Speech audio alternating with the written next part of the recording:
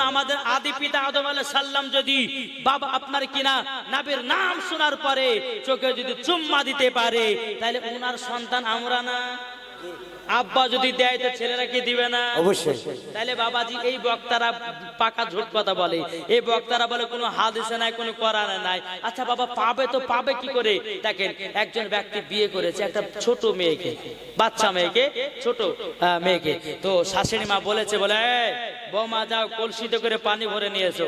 কলসিতে পানি ভরতে গেছে, বাবা কানের দুল বাবাজি একটা কলসির ভিতরে পড়ে গেছে।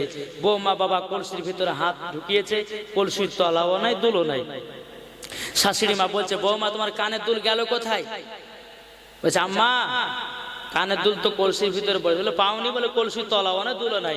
শাশুড়ি মা হাত ভরেছে, কলসির তলাও আছে দুলও আছে। তাহলে এখানে কি বোঝা হলো?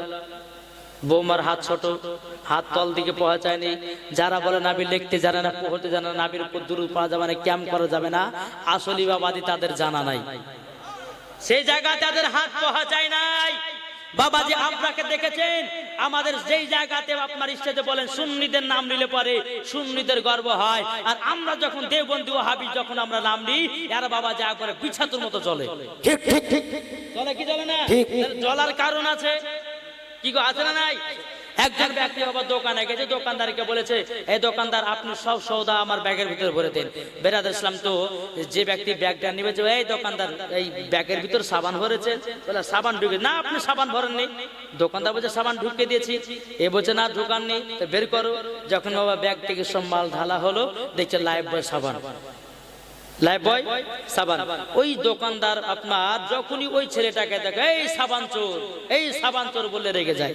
তা আমরা বাবাজি আমাদের সুন্নিদের নাম নিলে পরে আমরা রাগি না, আমাদের আনন্দিত হয়। আর আমরা যখন দেওবন্দি ওয়াহাবির যখন নাম নিই বেরাদ ইসলাম তাদের জ্বালা করে। কেন? এরা চুরি করে আপনার হাদিস পড়ে। কেননা তারাবির যখন নামাজ শুরু হয় তখন বলে যে 8 রাকাত তারাবি পড়তে হবে, মানে কেটে দিয়েছে, বাদ দিয়ে দিয়েছে। তার মানে জানতে হবে এরা হচ্ছে পাকা চোর, এরা হচ্ছে ঈমান চোর, এরা হচ্ছে ঈমানকে নষ্ট করনে वाला। তাই বেরাদর ইসলাম মুআদ্দাস সামানি کرام এদের কাছ থেকে আমাদেরকে দূরে থাকতে হবে, কি হবে না? হাত তুলে বলেন আমাদেরকে দূরে থাকতে হবে।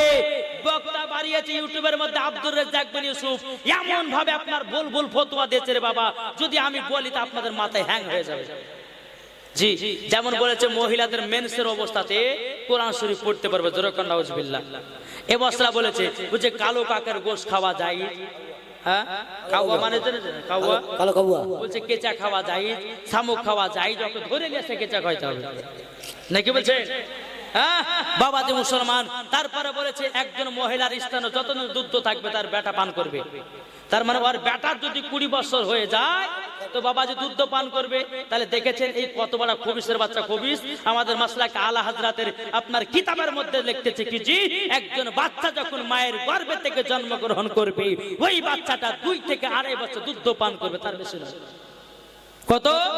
2 থেকে 2.5 বছর। আর এই খবিস বলেছে 20 বছর পার হলে পরেও আর মায়ের দুধ পান করবে। তাহলে বুঝেছেন এই বক্তাদের আসলে ঈমান নষ্ট হবে কি হবে না? জি বাংলাদেশের একজন আজহারি বলে আছে, আজহারি চিনেন না বাবাজি? মা খাদিজাতুল কুবরা রাদিয়াল্লাহু তাআলা আনহাকে বাবাজি 40 বছরকার বুড়ি বলেছে।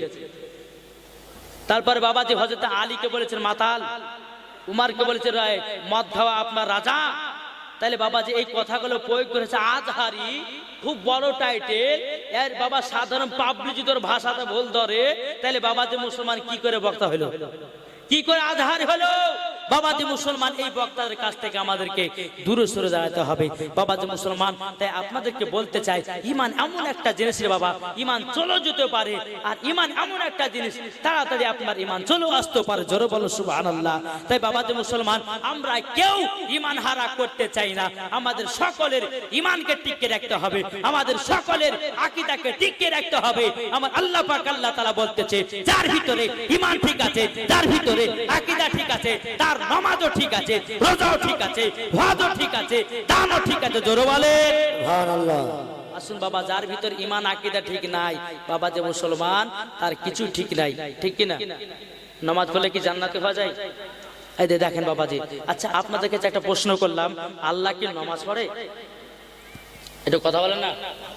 আল্লাহ নামাজ পড়ে? আল্লাহ নামাজ পড়ে না। আল্লাহ রোজা করে?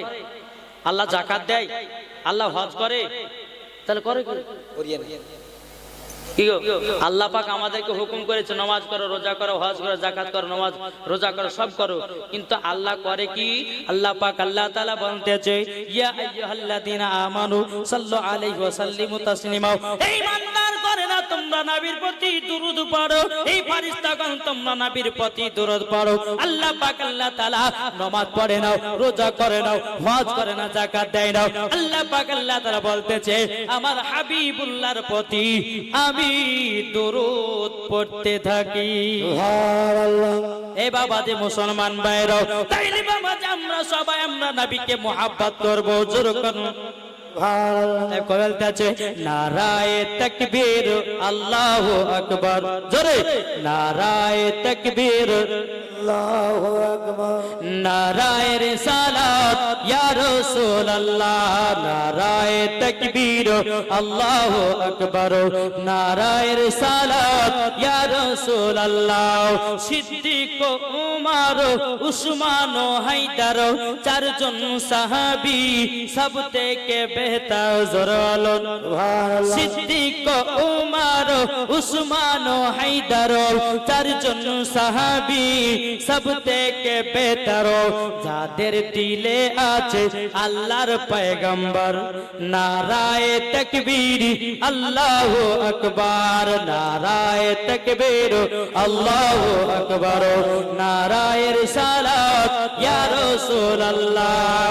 টাকা দাও ও গো, ও গো নবীজি, আপনার আশায় মোরা বসে যে আছে, জোরে বলেন সুবহানাল্লাহ। টাকা দাও গো, ও গো, ও গো নবীজি, আপনার আশায় মোরা বসে যে আছে, আপনার নামে পড়ি দরুদের মালা, জোরে বলেন আপনার নামে পড়ি দরুদের মালা।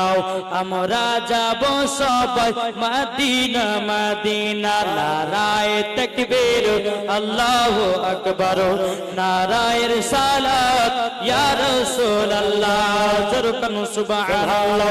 এই বাবা